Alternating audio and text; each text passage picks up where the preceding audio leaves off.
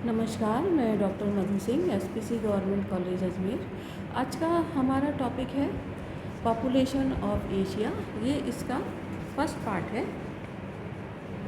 जैसा कि हम सभी जानते हैं, मानव भौगोलिक तत्व, संसाधन और कारक के रूप में प्रकृति की एक बहुत ही मूल्यवान रचना है, क्योंकि निर्जन जो स्थल होते हैं उनका तब तक कोई अर्थ नहीं होता जब तक कि वहाँ पर मनुष्य निवास ना करे। अब प्राकृतिक वातावरण में कार्य करते हुए उसमें यथासंभव परिवर्तन करने का जो है मानव प्रयास करता है, ताकि भौतिक और सांस्कृतिक वातावरण में कार्य करते हुए उसके साथ वो सामंजस्य स्थापित कर सके। मनुष्य ही किसी वस्तु या तत्व को संसाधन का रूप देता है, और मानव स्वयं संसाधन है, संसाधन करता है, संसाधन का उपभोक्ता है। और इन तीनों में कार्य करते हुए, इन तथ्यों को ध्यान में रखते हुए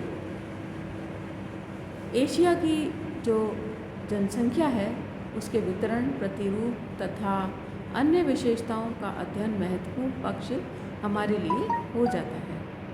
अब जब एशिया की जनसंख्या की हम बात करें तो विश्व की कुल जनसंख्या लगभग 760 करोड़ व्यक्ति है, तथा इसका लगभग 50 से 60% जो है वो एशिया महाद्वीप में निवास करता है।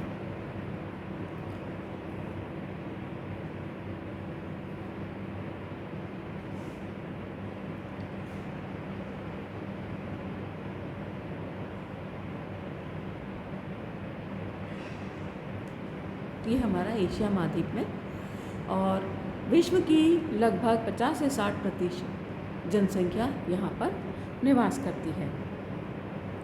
एशिया की हम वर्तमान यदि जनसंख्या की बात करें तो यहाँ की वर्तमान जनसंख्या जो है लगभग 464 करोड़ 10,54,775 व्यक्ति आती है, जो कि हमारी 2020 की गणना के हिसाब से है। और जो भूमि का भाग है वो विश्व के जो कुल भूमि है उसका लगभग 30% भाग आता है एशिया महाद्वीप के अंदर। तो इस प्रकार हम देख सकते हैं कि एशिया महाद्वीप जो है एक विशाल जनसंख्या वाला क्षेत्र है। यहाँ की जो जनसंख्या वृद्धि है या वितरण जो है वो बहुत अधिक जो है यहाँ की जो भौगोलिक परिस्थितियों द्वारा भी नियंत्रित है। भौगोलिक परिस्थितियों में हम कह सकते हैं, जैसे सबसे पहले बात आती है धरातल की, वहाँ का धरातल किस प्रकार का है। तो एशिया में जनसंख्या के असमान वितरण पर धरातल की बनावट का भी बहुत अधिक प्रभाव पड़ता है। जैसे हम कह सकते हैं कि दक्षिण और दक्षिणी पूर्वी भाग में मिलने वाली जो जनसंख्या है वो वहाँ पर बहने वाली नदियों के कारण है। ये जो हमारा पूर्वा, दक्षिण और दक्षिणी पूर्वी भाग है, यहाँ पर कई बड़ी बड़ी नदियाँ हैं। जैसे भारत की बात करें तो गंगा है, ब्रह्मपुत्रा है, यहाँ पे चीन की बात करें तो हांगो है, यांगटी सीकियांग है, इधर इरावदी है बर्मा में, मीकोंग है, तो इधर सिंध का मैदान है पाकिस्तान में, और सतलज गंगा का मैदान है भारत के उत्तर। तो इस तरह हम कह सकते हैं कि अधिक जनसंख्या जो है इस पूरे क्षेत्र में नदी मैदान वाले क्षेत्रों में अधिकतर निवास करती है। दूसरी जो भौगोलिक परिस्थितियों में बात आती है वो आती है क्लाइमेट की। तो दक्षिणी एवं दक्षिणी पूर्व में मिलने वाली जो मानसूनी जलवायु है, जो मानसूनी जलवायु वाले जो देश हैं वहाँ पर अधिक जनसंख्या मिलती है। ये जो पूरा क्षेत्र है दक्षिण और दक्षिणी पूर्वी, ये अधिकतर मानसूनी जलवायु का भी क्षेत्र है। जबकि इसके विपरीत दूसरी ओर साइबेरिया के ठंडे और ये पश्चिम के ये जो मरुस्थलीय भाग है, उष्ण मरुस्थलीय प्रदेशों में जहाँ की जलवायु बहुत गर्म है, वहाँ पर जनसंख्या कम देखने को मिलती है।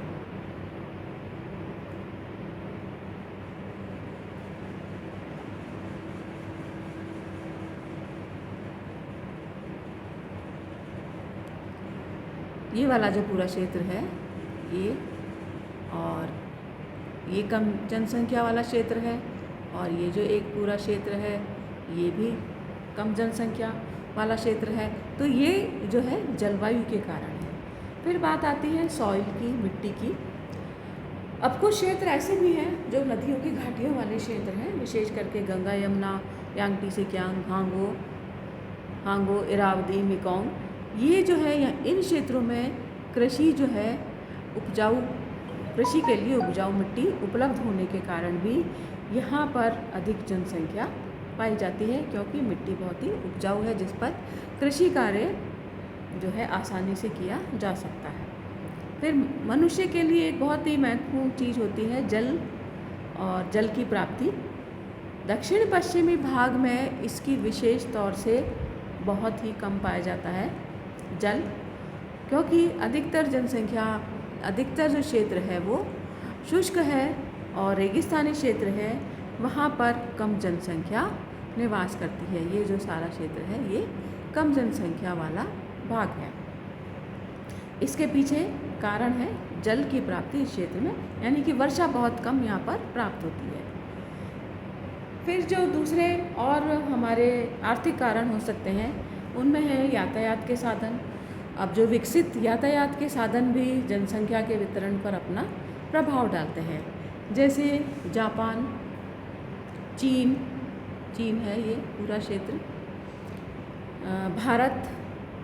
यहाँ पर अधिक जनसंख्या जो है उसकी अधिकता यातायात के साधनों ने भी उसमें सहयोग दिया है। फिर कुछ क्षेत्र ऐसे हैं जो कि जहाँ पर कि औद्योगिक विकास बहुत अधिक हुआ है। जापान इसका बहुत बड़ा एग्जाम्पल है। जापान विश्व का सघन औद्योगिक विकसित देश है, और जिन भागों में मनुष्य जीवन निर्वाह के लिए हम कह सकते हैं कि कई अवसर लोगों को मिल जाते हैं, इसीलिए भी इन क्षेत्रों में जनसंख्या अधिक निवास करती है। चीन के भी कुछ क्षेत्र ऐसे हैं जहाँ पर उद्योगों की अधिक विकास हुआ है। फिर एक चीज़ और होती है, वो है राजनीतिक कारण, यानी पॉलिटिकल फैक्टर भी इसके लिए उत्तरदायी है। फिर एशिया के छोटे बड़े देश जो है वो राजनीतिक इकाइयों में बटे हुए हैं, जिससे जनसंख्या का स्थानांतरण जो है वो कम हो पाता है, और यहाँ पर कुछ देशों की जो है आव्रजन विरोधी प्रवृत्ति भी रही है, तो वो भी जनसंख्या को प्रभावित करती है। फिर जनसंख्या का एक सांस्कृतिक स्वरूप भी होता है। संस्कृति की विविधता, विशेषता, यहाँ के सामाजिक और आर्थिक, राजनीतिक स्वरूप जो है वो भी प्रत्यक्ष या अप्रत्यक्ष रूप से जो है जनसंख्या को प्रभावित करते हैं। फिर धर्म भी इसके पीछे महत्वपूर्ण स्थान है। जैसे कि हम जानते हैं कि सामाजिक परंपराओं जो है वो उसको नियंत्रित करती है। धर्म जनसंख्या की वृद्धि और नियोजन पर भी प्रभाव डालता है। जहाँ धर्म का प्रभाव विकसित देशों की तुलना में अधिक है। धर्म के अंतर्गत विविध धर्मावलंबी यहाँ पर विकसित धर्मावलंबी निवास करते हैं। जैसे धर्मों में हम कह सकते हैं हिंदू है, इस्लाम है, बौद्ध, यहूदी।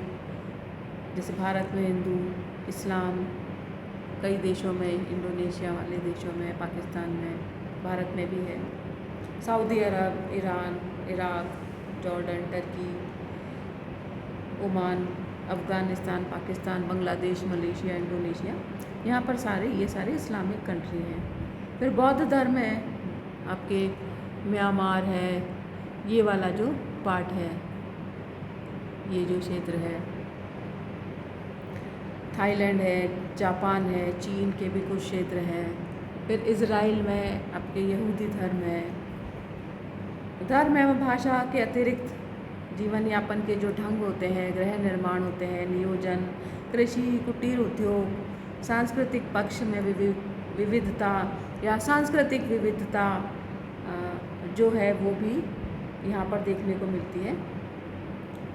तो ये जो सारी चीज़ें हैं वो जनसंख्या को भी प्रभावित करती हैं। तो इसी कारण से विविध क्षेत्रों में विविध प्रकार की जनसंख्या घनत्व यहाँ पर देखने को मिलता है, जिसके लिए ये जितने भी कारक हैं वो उत्तरदायी होते हैं।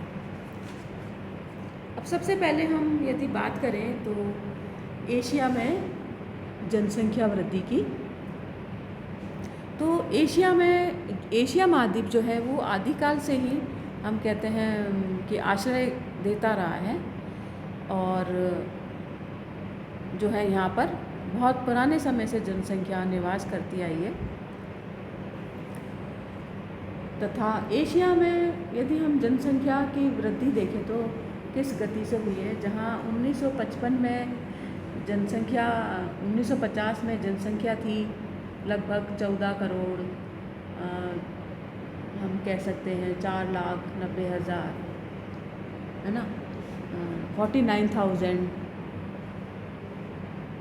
वह उसकी जो दर थी वो उस समय और अब जो जनसंख्या वृद्धि की दर है उसमें बहुत अंतर आ गया है। जैसे 1955 में जो है ग्रोथ रेट थी वो हमारी थी 1.86, और 1960 में थी 1.99, 1965 में थी 2.30, और 1970 में थी लगभग 2.46, और 75 में हम देखें तो 2.17। इसी तरह ही यदि हम 2000 में देखें तो ये जो वृद्धि दर है ये थोड़ी सी कम हो गई है और 1.31 पर आ गई। उसके बाद 2005 में फिर और कम हुई है, 1.18 है, और 2010 में फिर मतलब पहले इसकी वृद्धि दर अधिक थी, फिर उसके बाद 1985 के बाद इसमें 1985 तक, या हम कह सकते हैं 1975 तक भी इसमें वृद्धि दर जो थी वो 2% से ज़्यादा थी। लेकिन उसके बाद 1985 के बाद इसमें गिरावट जो है वो कमी आई है। 1985 में थी लगभग 2.01, फिर 1990 में ये गिरकर 1.88 हो गई, फिर 1995 में और थोड़ी कम हुई 1.49%, फिर 2000 में 1.31। इस तरह से 1910 में ये और इसकी वृद्धि जो कम हुई 1.10, और 15 में 1 रह गई, और हम यदि 2020 की बात करें तो ये वृद्धि दर शायद 0.86 या उसके अंदर हो सकती है। तो ये जो है ये थी हमारी जनसंख्या की वृद्धि दर। तो थैंक यू।